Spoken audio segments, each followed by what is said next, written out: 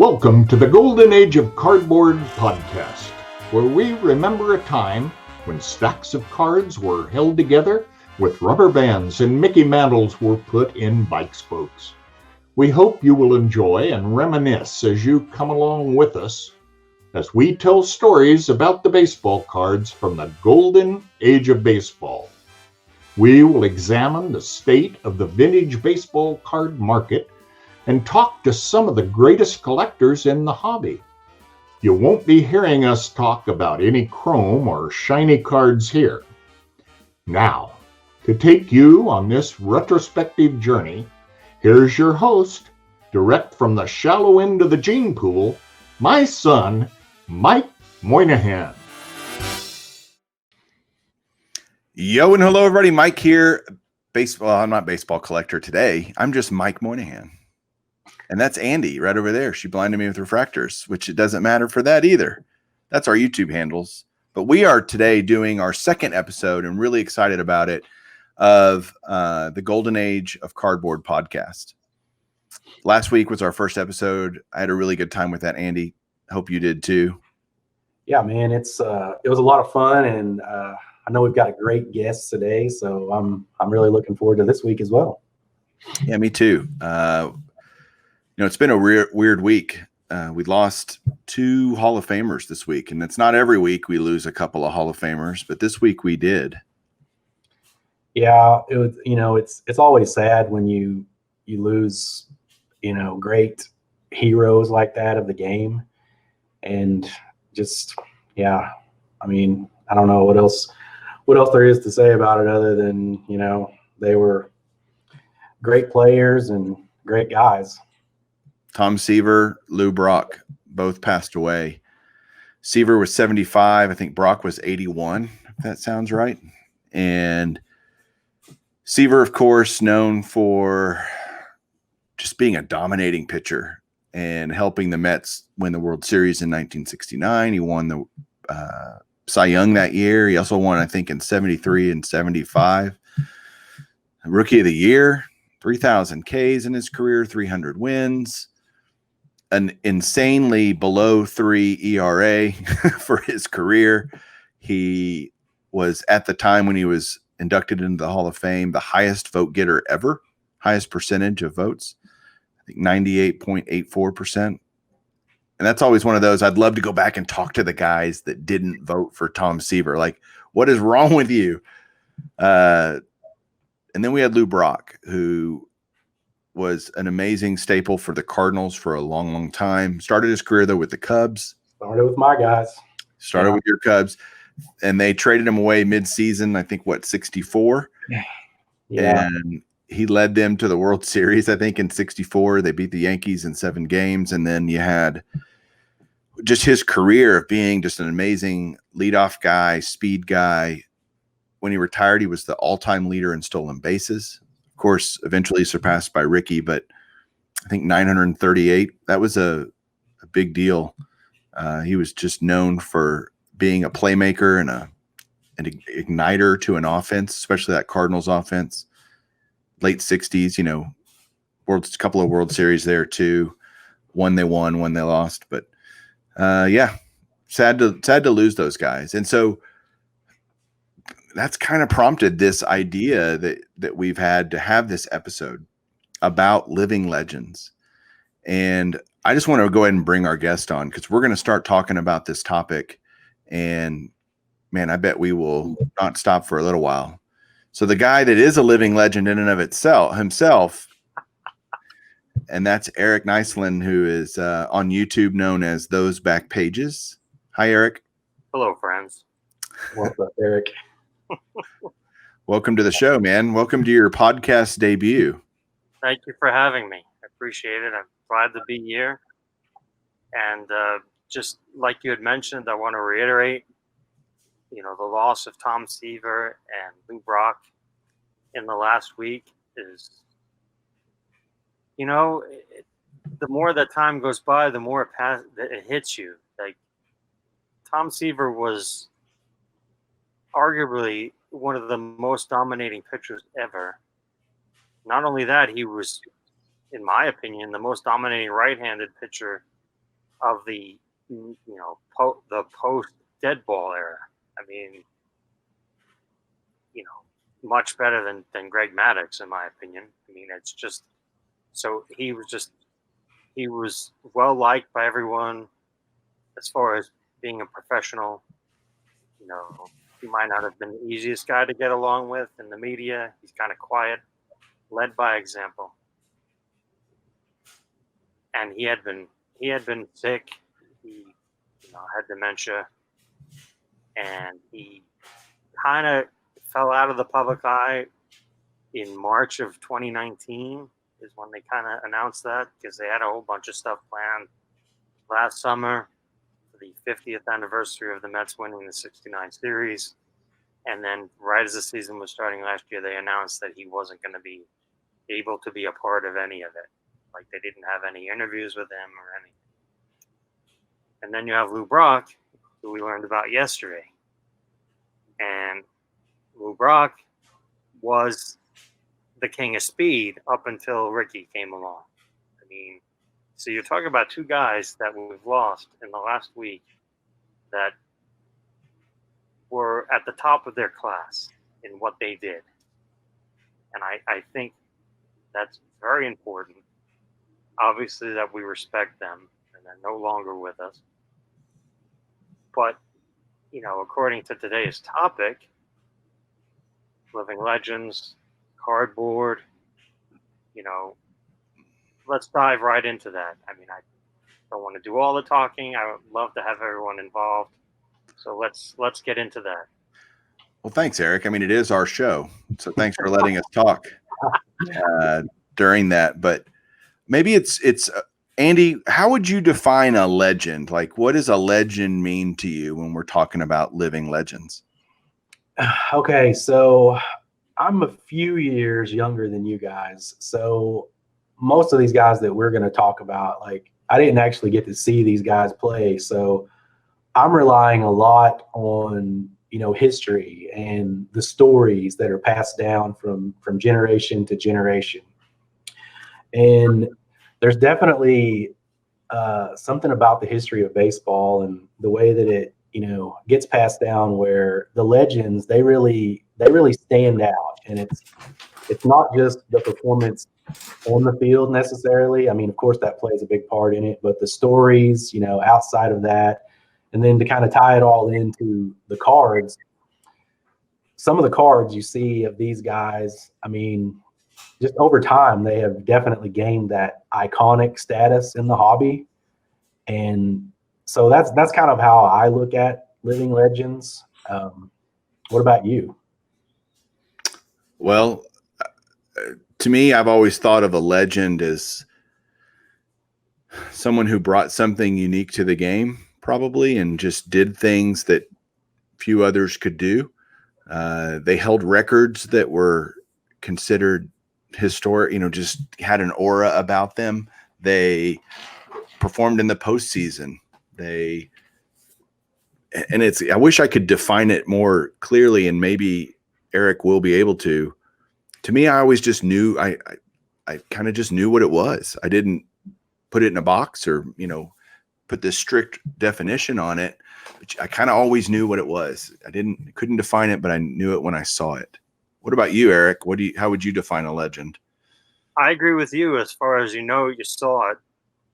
And, the nature of this podcast and what we all do, what we all collect, I think a lot of it has to do with, and I relate it to the packs. Like, when I'm opening a pack, let's say it's, 1973. And I'm opening the first year that they stopped series. Really, I mean, you could argue the last series, but all right, 74. Let's just make it easy. If you're opening a pack, you go to the store and you buy a pack, and you open it, and you're searching through the pack, and you get a Seaver. Oh wow, I got a Seaver. To me, or I got an Aaron. Oh my, I got an Aaron. Or look at this World Series card that has Mays on it. Type of thing. That to me, and to me, legend, current day, I would say, like, call them elite. Like, I have a very small list of modern players that I consider elite.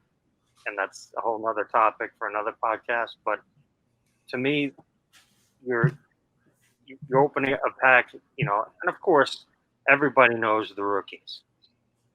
Everyone knows what the rookie card is. Oh man, that's the rookie. That's the rookie. But to me, it takes more than that. Because, if you're talking about 74, the 74 Brock is his 12th card. A 74 Seaver is his 7th card. So you're talking years on, and you're still getting excited about getting that player. Rather than, oh man, I'm a Met fan. I'm opening a 74. I got a Don Clendenin. Yes. I remember 5 years ago they won the series, yada, yada, yada. But, Mike down in Texas, if he's opening a pack in 74, if it's not Jeff Burrows, he probably doesn't care. So Hey, MVP in 74, Jeff there Burrow. you go. So, MVP, and actually that's his rookie, but so it defeats the purpose. But you know what I'm saying as far as getting excited, relating it to cardboard. I think that's something that's almost timeless. Like I don't have any kids, but if they're opening a pack today, oh look, Dad, I got a Mike Trout. It's pretty self-explanatory. yeah, and that's what's cool, I think, about vintage cardboard. Andy and I talked about this last week as to why, when we did our first episode talking about why we even should care about vintage, and the cardboard can connect you to those players in a way that we didn't see most of them play. Correct. But you can have a baseball card of that player that was opened by a kid in 1965 or 67 or whatever year. And I just think that's the coolest part about vintage. So we're going to focus today on 4 living legends. And we've talked about this prior to the show, and we kind of came up with this list, and this list could be much longer, and we understand that. But we're going to talk about specifically two pitchers today, 2 hitters that we all have agreed and consider living legends. It doesn't mean we won't bring up some other players as we talk and where they fit into that. But Andy, who are we going to talk about first? Who do you want to talk about first? Let's talk about the pitchers first. Let's talk about Whitey Ford and Sandy Koufax. Okay, Whitey Ford, lifetime Yankee, right? Lifelong Yankee. Chairman of the board. Chairman of the board. That's right. Rookie card, Eric, is 51 Bowman. 1951 Bowman. It's a portrait shot. Very simple card. Card number 1. Card number 1, which, if you're not familiar with vintage cardboard, anytime you have the 50s and 60s, that card number 1 can be incredibly condition sensitive, because what would kids do, Eric? Rubber bands, shoe boxes, or both. They'd put them in order number, and they'd stick a rubber band around them, and that card number 1 would tend to get significantly more damaged than the interior cards. And so the fact that Whitey Ford's rookie is card number 1 in the classic, beautiful 1951 Bowman set makes it tough and makes it rather expensive. Anything you want to talk about Whitey Ford, Eric? Well, I mean, he is still with us. He is arguably the greatest Yankee pitcher of all time, which, is quite a statement in itself, because if you start to look at the other side of the diamond with hitters, you could debate all day. But with pitchers, I mean, I guess you could put Stottlemyre on the list. But as far as overall Yankees, I guess if you want to, pet it and yacht. But to me, it's clear cut. It's Whitey Ford is the best Yankee pitcher ever. World Series hero. Hall of Fame. Like you said, complete career with the Yankees. And I think that pretty much sums up, chairman of the board. And his rookie is a key rookie because it's 51 Bowman and because it's the first card, which you described what happens to the first cards in the set. Yeah, and before we get too far into any of these players, let's talk for a second. Let's back up just a second, because I think it's important. Whitey Ford is 91 years old. why does it matter that we're talking about these guys now at all? Why should we be talking about them? Well, I mean, if the last week, we lost Seaver and Brock in the last week. So as far as the cardboard side of things, a friend of mine said that later after Seaver died, and we were talking later that night, he said that 17 Seaver rookies had been buy it nows had been hit on eBay that night. Now, again, I get it. I kind of get it. It's a little morbid, but I kind of get it. But, Seaver's rookie wasn't any different a month ago than this week. Yeah, Andy, you saw the same thing on the basketball side when Kobe died, right?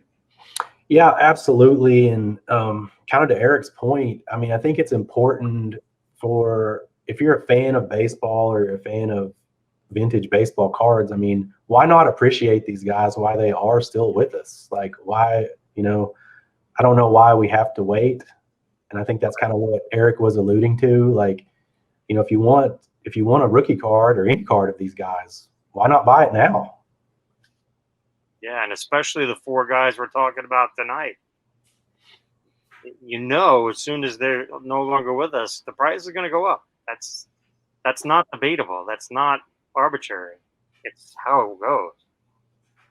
Yeah, if you want to own one, Eric, you say it all the time. When's the best time to buy one of those key rookie cards? The time is now. Right now, while the guy's still alive, right? Yeah. That's it. And it can be any of the guys that we're going to talk about, including Whitey Ford. And I'm desperately looking for a Whitey Ford rookie card because I'm feeling a lot of FOMO with that. Sure.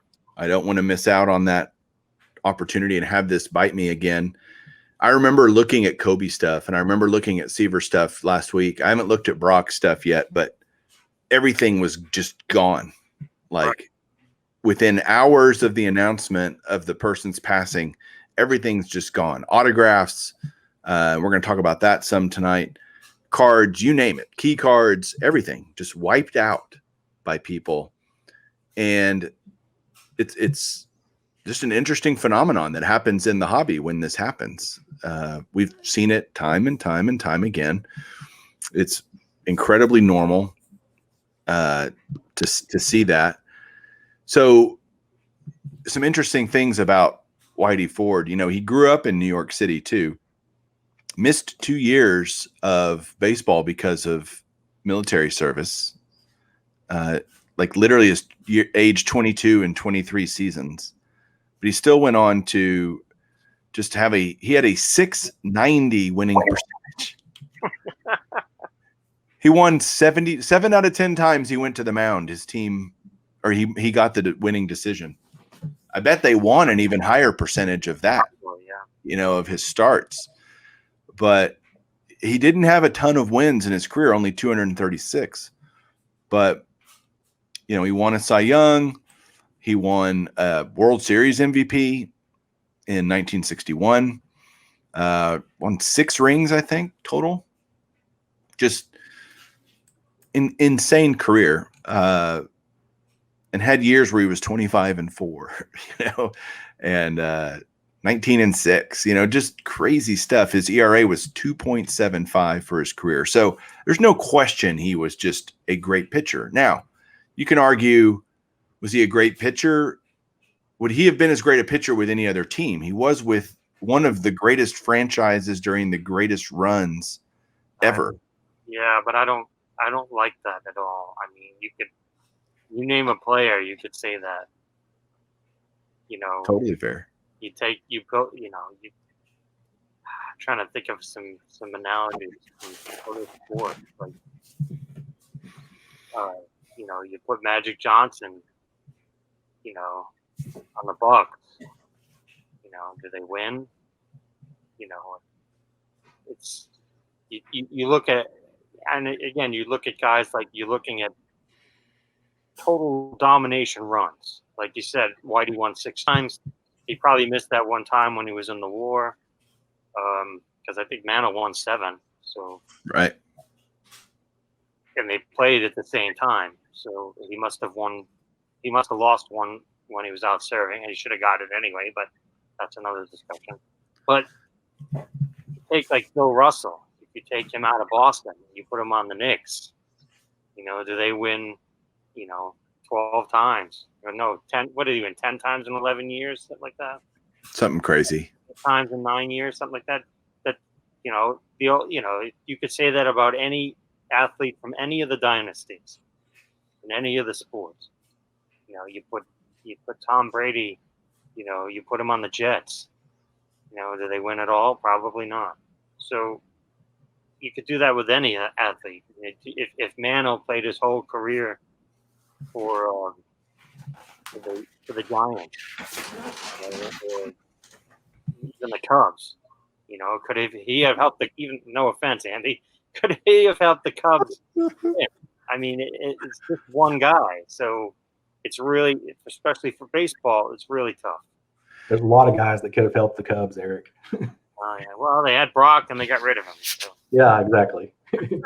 And you could even say, like, taking the Bill Russell analogy, I mean, Red Auerbach was the coach, right? I mean, you had Tom Brady and you got Belichick. I mean, the Yankees had Stengel in those early years, or some of those years, not all of them, but quite a few of those years actually. So you're talking about a system, and it's not Whitey Ford's fault that he played for the Yankees. Correct. He just took advantage of the hand he was dealt, right? And you still have to pitch, right? It's not like he won all these games and he allowed 10 runs and the other guy, and they happened to score 11. We're talking about a sub-3 ERA. And a year he had a 2.01 ERA and 2.47. And I mean, he was very, very good. Meaning, I think he was a good hitter too. Yeah. Let's find out. Really underrated in the guys that pitched before the DH existed. Thought he was a decent hitter. I might be wrong. Well, he had 3 home runs and he hit 173 as a hitter, which is not horrible for a pitcher, right? Not too horrible. So anyway, now so that's Ford's career. Andy, do you have any Whitey Ford cards in your collection? I don't have any Whitey Ford. Well, maybe this will inspire you after this discussion to hop over to eBay, and maybe some of the rest of you as well. You want me as competition for a 51 Bowman? Hey, to each his own. There's plenty to go around. Let's put it that way. Well, you guys won't be fighting me for that card. So you have a 51 Bowman. I do. Whitey Ford. Have you had it a long time, Eric? Yes. Yes. About 9 years. Okay. That would qualify as a long time. It's gone up a little bit since then, probably?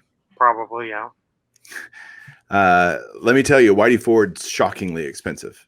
As really? I look at, yeah. And it is difficult. That's why I don't have one yet. Even in low grade, really? Okay. I've always been like, do I really want to spend that much on Whitey Ford? I have a PSA 3. Okay. I would take a PSA 3 right now, happily.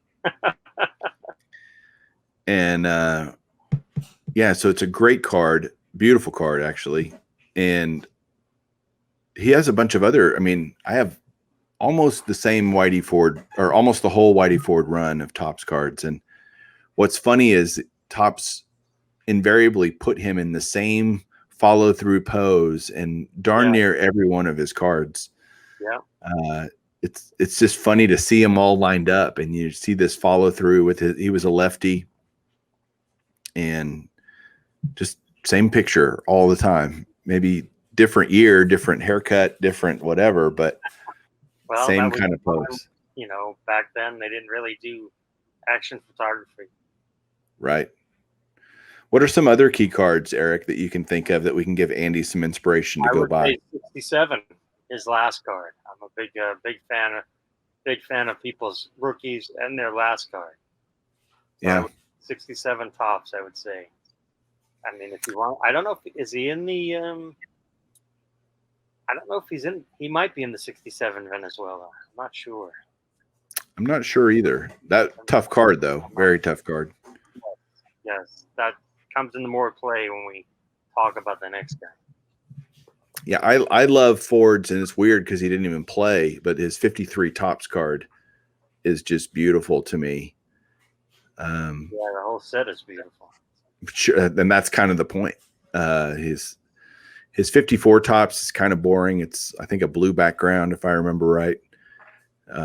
Doesn't like, not that I dislike it. It's just sky blue, you know.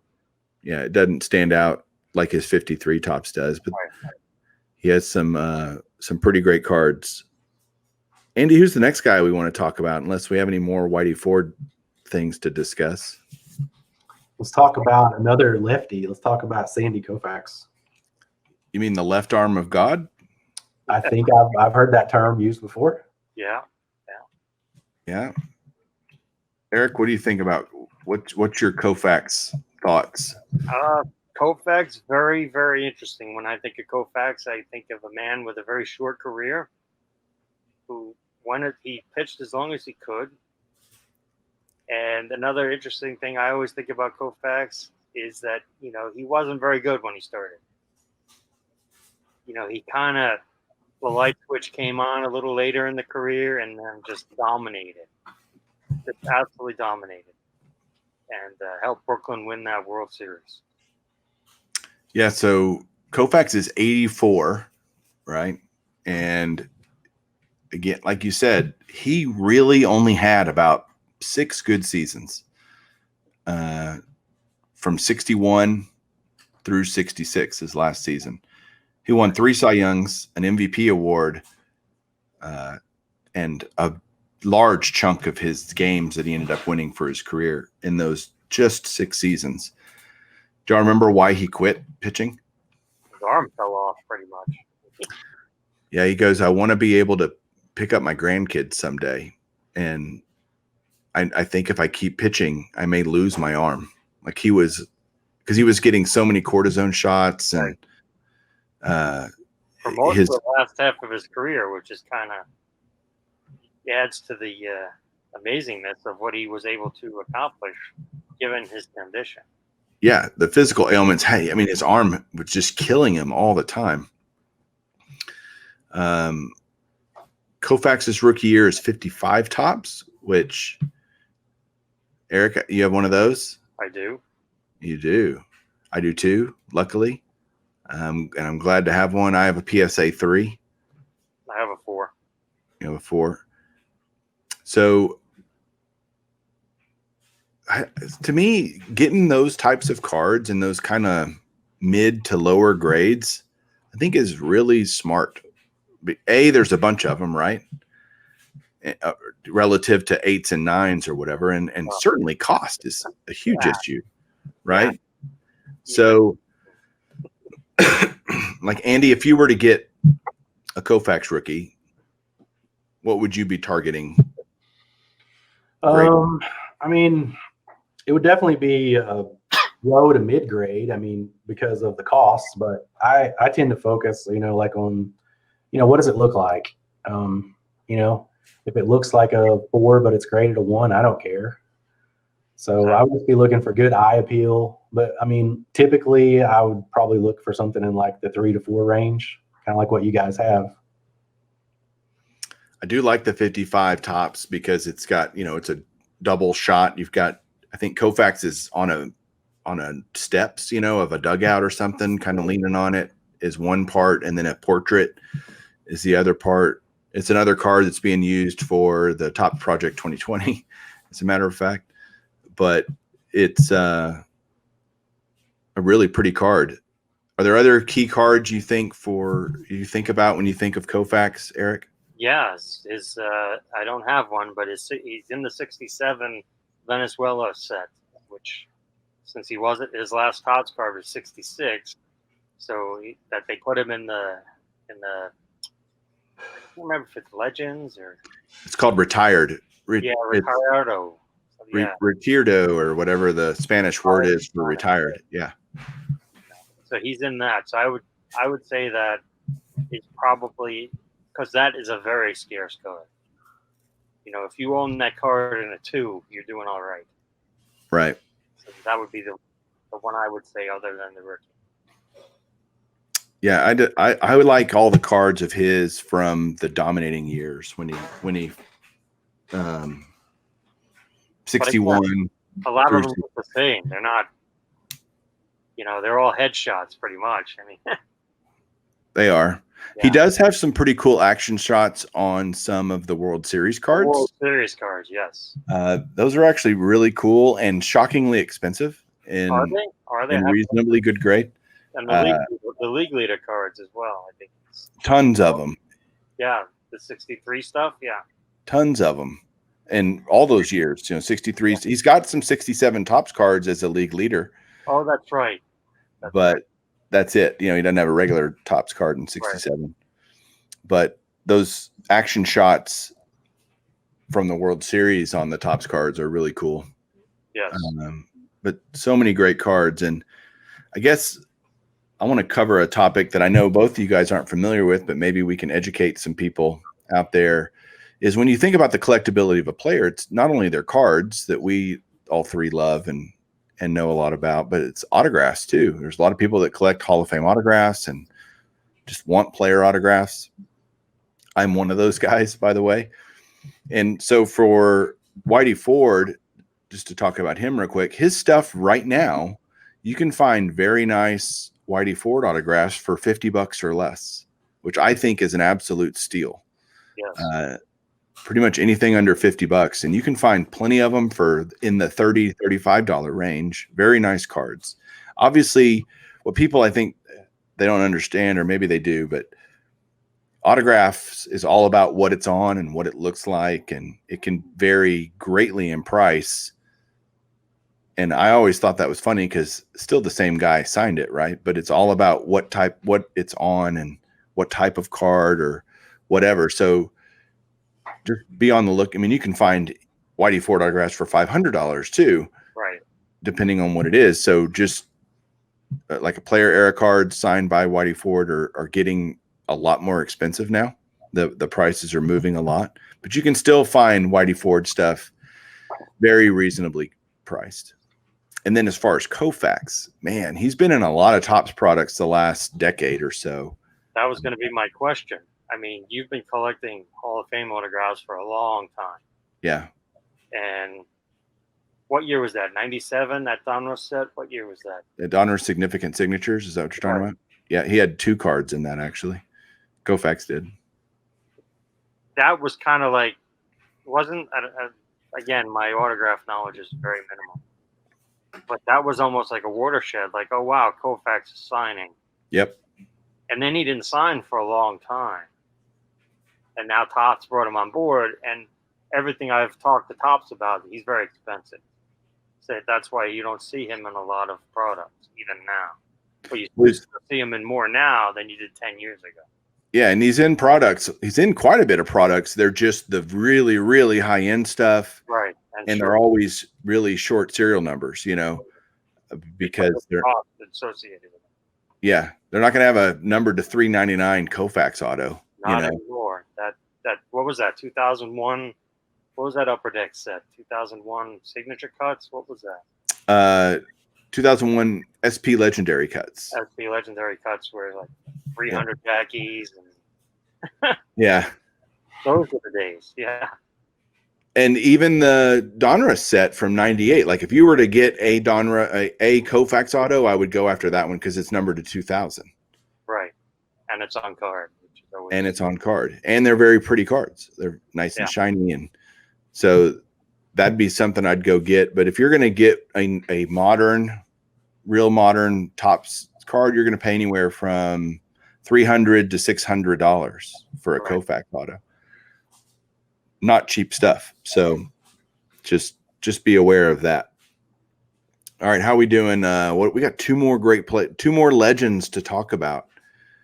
And I'm gonna let you talk first on this one, Andy, because this is kind of starting to get into your wheelhouse. We're talking about hitters now. I know both of you guys have a penchant for hitters.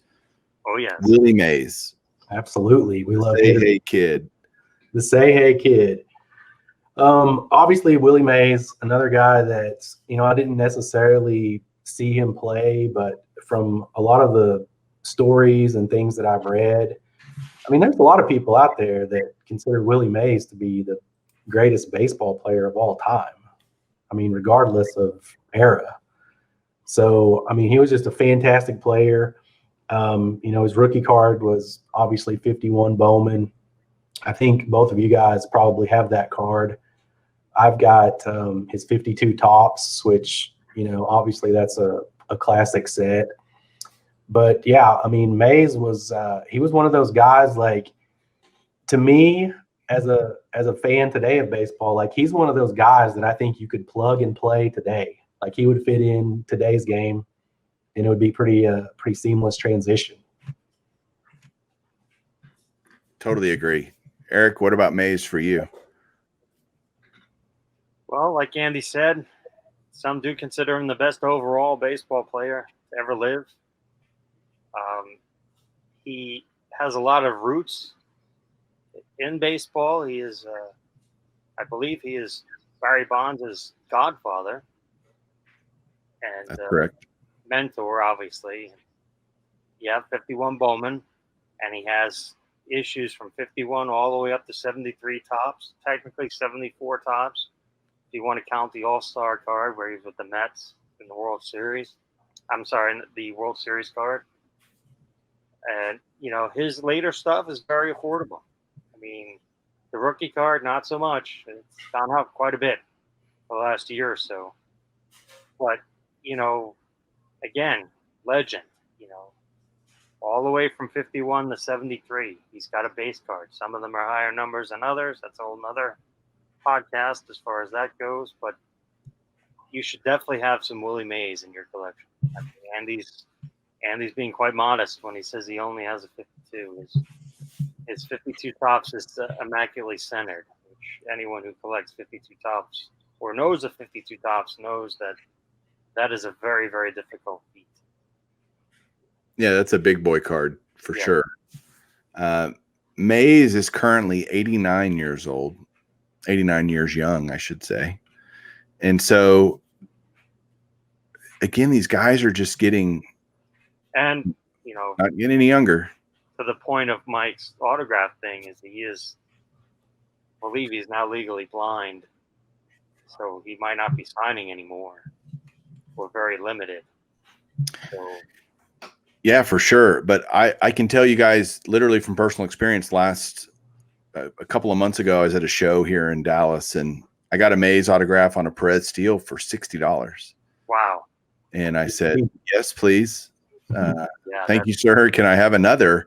And not for nothing, his stuff is crazy expensive in Topps products. He's got some very key autographs in some of those amazing early 2000s Fleer sets. 2001 Fleer Greats of the Game is one that comes to mind. His is a super duper extra crazy short print, and it goes for around $2,500 to $3,000 for that card, which is a lot of money when you can buy a Willie Mays autograph for $50 or $60 or certainly under $100.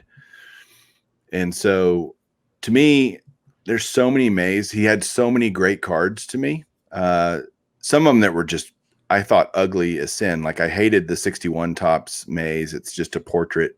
Without the no hat. Right. Kind of looks like I hate that card. But I love his 60 Tops card. I think if you can't get a rookie, and maybe that's a cool thing to say, like if you can't get a rookie, you probably can't. If you can't afford a rookie, you probably can't afford a 52 Tops or 53 Tops. But 55 Bowman is a really cool card of Willie Mays. Sure is. The TV set, he's kind of bending over, I think, catching a ground ball or something. I think that's the pose, if I remember right. But that's a great card to go after. And then his last card, 73 Tops, Eric. Why do we love last cards so much? Because I love them too. Well, I mean, depending on the player, they tend to have the last stats on the back. But if they play that year, that kind of wipes it out. But it gives you an overall impression other than their last season. Full stats on the back, especially the vintage cards. The cards of the 70s were very good at that. Yeah.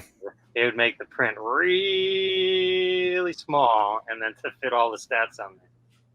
But classic picture of Willie Mays at Shea Stadium finishing up his career in the 73 Top Six.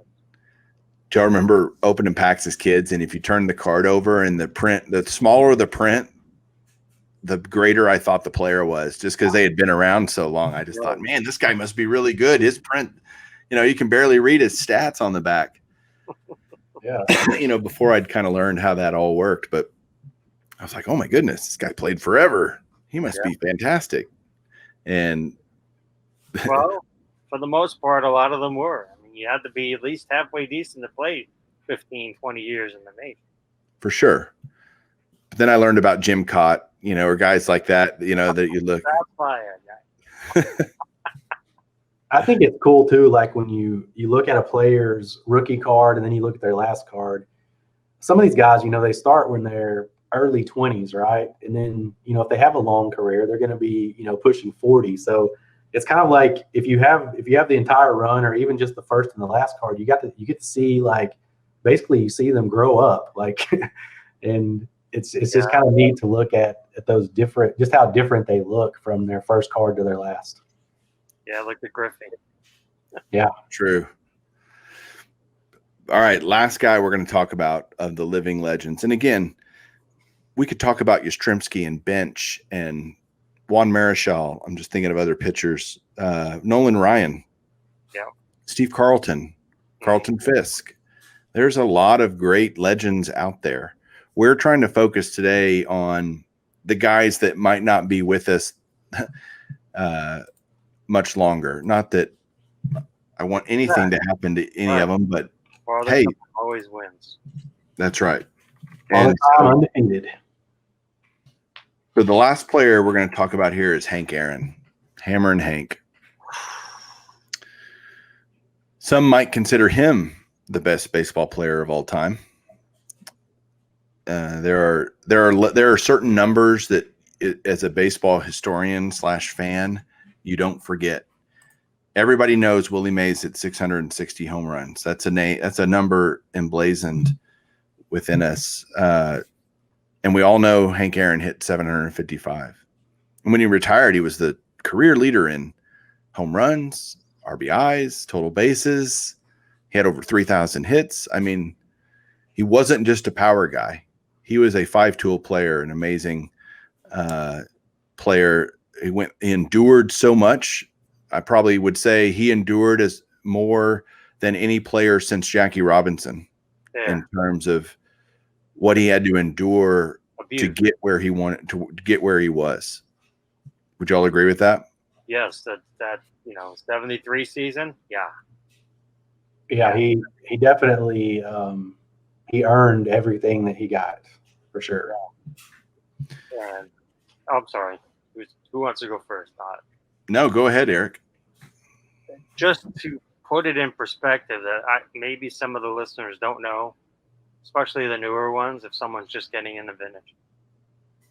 To put the level of respect that Hank Aaron had, in 1974, he was card number 1 in the top set. And it said all-time home run king on the card. He hadn't even broken the record yet. That wouldn't be till later in April, right? Yeah. He went into the 74 season not being the champion yet, but Topps went ahead and printed up Series 1. Well, there was only one series that year, but card number 1 said Hank Aaron, home run king, on the card, and they went ahead and put that out before the season even started, before he even broke the record. How great is that? How much respect is that Topps had for Hank Aaron? It's just incredible. And I've said this for years and years and years. I've said to people, buy a Hank Aaron rookie. You can never go wrong buying a Hank Aaron rookie. I've said that for literally 10 or 12 years now. I've been telling people, buy a Hank Aaron rookie. They're not getting any cheaper, and they're not making any more, and the card is now, 54 is what, 60, 80, 86 years old? No, that's not right. Matt's wrong. 60. 76 years old, right? 66. 66. 66. I can't do math either, apparently. His 54 tops is 66. Yeah. So, I humble brag, I am a big fan of that card, and I actually own 3 of them. Just because it's just one I bought really early on because I wanted when I was starting my player registry. The second copy I bought because, well, frankly, my friend was being too stupid and didn't want to pay an extra $50 for it in the grand scheme of things.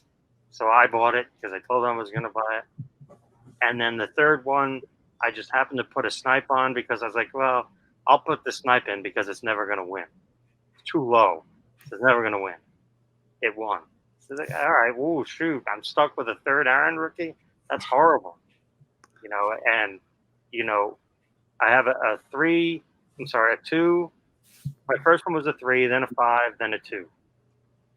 And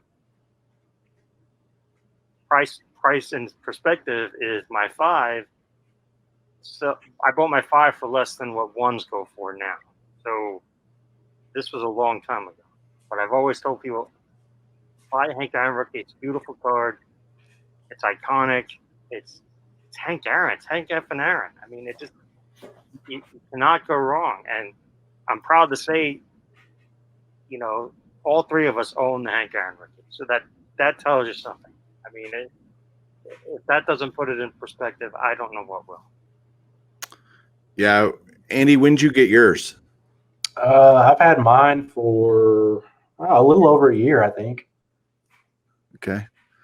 And I've had mine now 2 years, which I bought 2 years ago at the National in Cleveland, thanks to my friend Eric. We went and searched for that card and looked all over at all the different dealers. There were, I don't know, we must have looked at dozens of Hank Aaron rookies. There were plenty of them. And the one I ended up buying was a 3, but it was a beautiful 3, well-centered, beautiful colors, no snowing. And it was actually one that the guy had behind the counter. Like it wasn't even in his display case. And he said, hey, I got a few more or something to that effect. And he pulled a couple of them out. And Eric and I looked at them and we saw it and we said, well, we're going to go look a little more. And we ended up coming back because it was just the prettiest one we saw for the grade, right? There were plenty of, you can buy 6s and 7s and they're crazy, stupid prices, but they were even back then. And they were even back then. So I think Eric's right when he says it's never bad to buy a Hank Aaron rookie. Never a bad idea. But he's got some great cards. And I would say the 56 card is one that really stands out to me of his other cards, non-rookie cards, mainly because Willie Mays is on it too. And, they got Willie Mays sliding in. They tried to airbrush him to look like Hank Aaron, and somehow it got out that was really a picture of Willie Mays sliding home. And I just think that's, what's that? And when you see it, Oh yeah. That's Willie sliding in the home.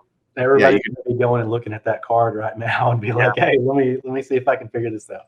Yeah, it's Willie Mays actually. And then, so I just think that's kind of neat. I love, golly, which cards don't you love of Hank Aaron? I guess if I had to pick his worst card that I don't really like and care for, it's probably a 75 tops for some reason. Really? Yeah, it's just never. With Milwaukee, the highlights card is much nicer. Yes. The one that stands out to me as far as like, it was always just confusing to me was the 57 tops. Oh, yeah, the uncorrected error. Yeah, the reverse negative, yeah. I remember as a kid seeing that card, and I mean, even as a kid, I was like, Hank Aaron's not left-handed. like, what happened here? Yeah, interesting. There's been some funny things with Hank Aaron cards which I think just adds to the coolness of it, right? Yeah. I think it just enhances it. In terms of autographs, Aaron is, again, in a lot of modern Topps products, extremely low serial numbered, very similar to Cofax. And you're going to see prices commensurate with Cofax as well on that end, 300 to 500, 600 and up from there. But you can still find some great deals on Hank Aaron autographs. I'm I'm telling you, How about anything Perez? under $100 is a good deal to me for Hank Aaron. What do Perez steals go for? Perez Steels, I got at the National last year in Chicago, I got the Great Moments set, which is the really big one. It has a beautiful Hank Aaron, and it was slabbed, and I paid $100 for it. Perfect, yeah. So I couldn't get my money out of my wallet fast enough for that deal. But there is normal Perez Steels. They're 100 and change. But under 200 for the most part. So it's kind of that. And the whole point of this entire discussion is get them now. If you're autograph guy, you need to go look for these autographs now if you don't have them. If you're a card guy, these key cards that we're talking about, the rookie cards, all these things, they are not going to get cheaper when they pass away. We're here to tell you guys. Guarantee it. And it's like time and time again, we see this happen with athletes where, you know, they will eventually pass away, and then all of a sudden everybody's going to look up and realize, man, these guys were good. Yeah. And I mean, you know, that's already been decided. So yeah, I would, like you guys have said, go out and get them now, because there's no downside to having any of these players for sure. Yeah, I mean, it's basically with cards, that's the end cycle. You know, you're a hot rookie, you're a hot prospect. You generate interest. You make the show, you generate interest. You're an all-star, you generate interest. You're a World Series champion, you generate interest. You retire, you get in the Hall of Fame, you generate interest. The last phase in the cycle is passing away. You pass away, that generates interest. Then it's, you know, then you, I guess, even you can get even more mythical over time. I mean, Mantle's been deceased just past 25 years this year, you know, back in 95. So his legacy has only grown over time. So I think it's, especially with Aaron and Mays, I think that's only going to continue. Yeah, it's interesting over the last week since Tom Seaver passed away, or not almost a week, I guess now. No, it has been a week, hasn't it? Yeah, it was Monday. As we're shooting this, I've had many people, 6 or 8, text me, shoot me an email, and say, "Man, I never knew how good Seaver was. When he passed away, I finally examined his career and looked at his stats, and oh my goodness, he was great." Yeah, no kidding, right? And so we're raising this red flag, going, "Hey, you need to look at these guys. They are the older of the legends." And maybe we'll do a follow up about kind of that next generation that we've talked about, especially with the pitchers. I mean, the pitching game itself has changed so much. I think Seaver had probably about 70 complete games. I mean, it's just, you know, now if you get 1 or 2 complete games a season, you're having a great season. Right. You know, 70 complete games. I think I might be rounding up. You can look it up if you want. But I'm gonna look it up. You know, that's, you know, 20 or 25 seasons worth of current pitching to try to get that many complete games. And then, do you want to know how many complete games Tom Seaver have? I do. 231. All right, 231 complete games. All right. Yeah. So, you know, most guys, you get 280 starts now in a career. That's going to be a good career. You know, that's 15 years. That's 12, 15 years in the league. So the pitching games, so that even puts these like 300 wins. You know, no one's going to win 300 games again. It's just the way baseball is now. So that just adds to your point. Like, now is the time what Cofax did, what Whitey Ford did. You know, now is the time. Yeah. Well, man, I really, really enjoyed this discussion. And I love, Eric, your knowledge is just amazing. And your what you bring to this hobby is great. And thank you. I want to publicly thank you for your friendship and just what you do for everybody in the community and sharing your knowledge. It's fantastic. Absolutely. Like, I mean, I can honestly say, you talked about your story with your Hank Aaron rookie, Mike, and how, you were kind of inspired by Eric. It was kind of the same with me. Like, I remember watching one of his videos and him showing his 3, and I was like, oh my gosh, and that's a card that I'd always wanted, but just seeing that video just kind of really, it pushed it to like the top of the list for me as far as like, man, I need to get one of these. So yeah, definitely. Thank you, Eric. And I bet you're glad you did now. Yes. Oh, of course. I mean, that's one of my favorite cards in my collection. And his copy is beautiful looking. Yeah. I was picky, so I mean, it's not like it's not a high grade, it's a 4, but yeah, well, that's pretty high now. well, price wise, at least it's high. Yeah. Relatively speaking. I'm trying to tell people it's kind of this weird. Be patient and look for the right card and the right deal, but don't be too patient. Right. If you find that card you like, buy it. I can't stress that enough. Just buy it. Oh, I can kind of afford it. Well, that means you can kind of buy it. The time is now. Yeah. Totally agree. Well, thanks again, Andy. Thanks for being a great co-host. Yes. Appreciate it. Absolutely, guys. It was a great time. Always happy to be here. So our next episode will be great. I don't want to spoil it, but make sure you tune in next week for another great episode of Golden Age of Cardboard podcast. And I heard about it. Tune in. Yes, it'll be good. So, Eric, thanks again. Everybody, thanks for watching. Thanks for listening out there. Y'all have a great day. Stay safe and keep collecting.